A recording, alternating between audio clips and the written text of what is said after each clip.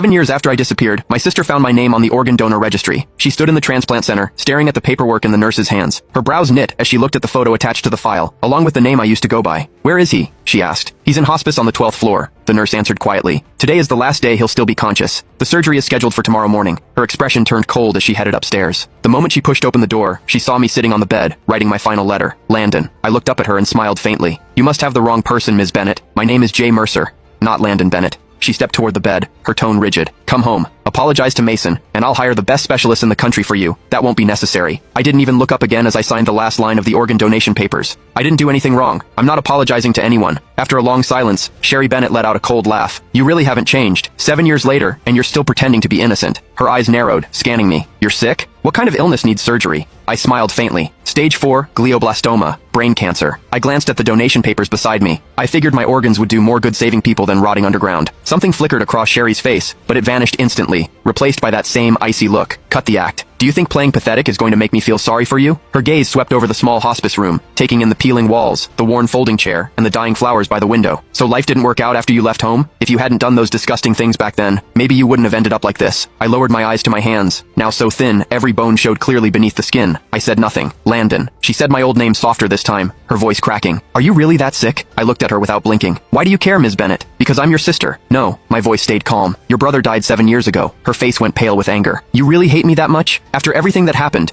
Are you seriously pretending you weren't the one who enough?" I cut her off. "You didn't come here to dig up the past. Say what you actually came to say." She opened her mouth, then hesitated, completely speechless. I gave a soft laugh. "Let me guess. Mason needs a new liver, doesn't he?" Sherry didn't answer. She didn't have to. The way her eyes avoided mine told me everything. I leaned back against the hospital bed, laughing under my breath. "So, that's it. After 7 years, he finally remembered he had an older brother. Today, you came here to ask for my liver?" "Not ask," she corrected sharply. "It's your duty. You agreed to donate before, and Mason needs you again now. He's your brother." I stared at her, amused by how ridiculous she sounded. "Sherry, when you kicked me out 7 years ago, why didn't you remember I was his brother then?" "That was your own fault," she snapped. "If you hadn't done those horrible things to Mason, if you hadn't framed him, I never would have kicked you out." Her voice shook with fury. "You're still lying. Still acting innocent. You think disappearing for 7 years erased what you did?" I slowly closed my eyes as numbness spread through my chest. Even now, she never doubted him. To her, I was always the villain. "Please leave. I need to rest." She grabbed my shoulder hard enough to hurt. "Listen carefully. Mason needs your liver." I opened my eyes, looking at her calmly. "Then he can wait for someone else. My organs are already promised to strangers." Her whole body shook with anger. "How can you be so heartless? Mason saved my life back then.